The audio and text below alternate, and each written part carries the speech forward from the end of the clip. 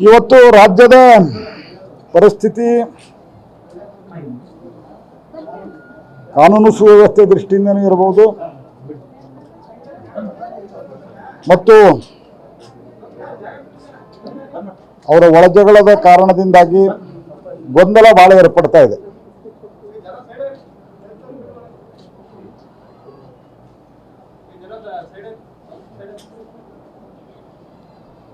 ಅದರ ಪರಿಣಾಮ ರಾಜ್ಯದ ಆಡಳಿತದ ಮೇಲೆ ಆಗ್ತಾ ಇದೆ.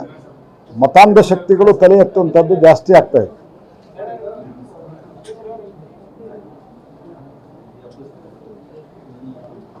ಅದರ ಒಂದು ಪರಿಣಾಮವೇ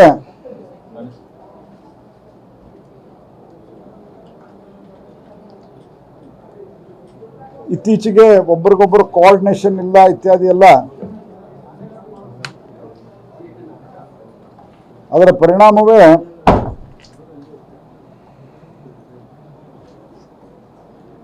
IPL ಮ್ಯಾಚ್ದಲ್ಲಿ ಆದಂಥ ಘಟನೆ ಕೂಡ ಇದೆ. ನಾನು ರಾಜ್ಯಪಾಲರಿಗೆ ಸಹಜವಾಗಿ ಕೇಳಿದ್ದೆ ಘಟನೆ ಆದ ನಂತರ, ತಾವೆಂಗೆ ಅಲ್ಲಿ ಹೋಗಿದ್ರಿ ಅಂತ. ನನ್ನ ಮುಖ್ಯಮಂತ್ರಿ ಕರೆದಾರ ಅಂತ ಹೇಳಿದ್ರು. ಅವ್ರು ಆಮೇಲೆ ಮುಖ್ಯಮಂತ್ರಿ ಹೇಳಿದ್ರೆ ನಾವು ಕರೆದಿಲ್ಲ ಅಂತ, ಆಮೇಲೆ ಮತ್ತೆ ಹೇಳಿದ್ರೆ ನಾವು ಕರೆದಿವಿ ಅಂತ. ಅಂದರೆ ಯಾವ ಸ್ಥಿತಿಯಲ್ಲಿ ಇವರಿದ್ದಾರೆ ಅನ್ನುವಂಥದ್ದು ಅರ್ಥ ಆಗ್ತದೆ. ದೇಶ ಒಂದು ಕಡೆ ಸಂಪೂರ್ಣವಾಗಿ ಆರ್ಥಿಕವಾಗಿ ಭಾಳ ದೊಡ್ಡ ಪ್ರಮಾಣದಲ್ಲಿ ಮುಂದಕ್ಕೆ ಹೋಗ್ತಾ ಇದ್ದರೆ, ರಾಜ್ಯದಲ್ಲಿ ಒಂದು ಅಸಮರ್ಥ ನಾಯಕತ್ವ ಮತ್ತು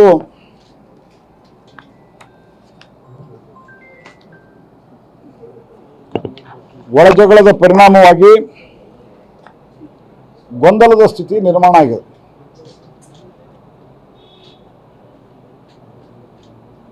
ಭ್ರಷ್ಟಾಚಾರ ಮನೆಮಾತಾಗಿದೆ. ಟ್ರಾನ್ಸ್ಫರ್ದೇ ಒಂದು ದೊಡ್ಡ ಸುಗ್ಗಿ.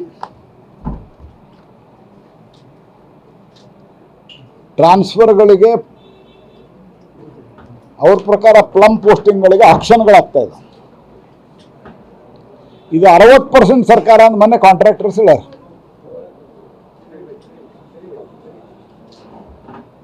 ಹಾಗಾಗಿ ಸಮಗ್ರ ಕರ್ನಾಟಕದ ಕರ್ನಾಟಕ ಒಂದು ಮುಂದುವರೆದಂಥ ಆರ್ಥಿಕವಾಗಿ ಪ್ರಗತಿಯನ್ನು ಹೊಂದಂಥ ಫಾರ್ವರ್ಡ್ ಸ್ಟೇಟ್ ಅನ್ನುವಂಥದ್ದನ್ನು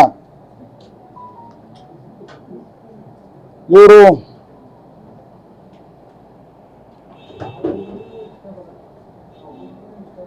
ಮನಬಂದಂಥ ನಿರ್ಣಯಗಳು, ಮನಬಂದಂತೆ ಆಡಳಿತದ ಕಾರಣದಿಂದ ಸಂಪೂರ್ಣವಾದಂಥ ಗೊಂದಲದ ಗೂಡಾಗಿದೆ.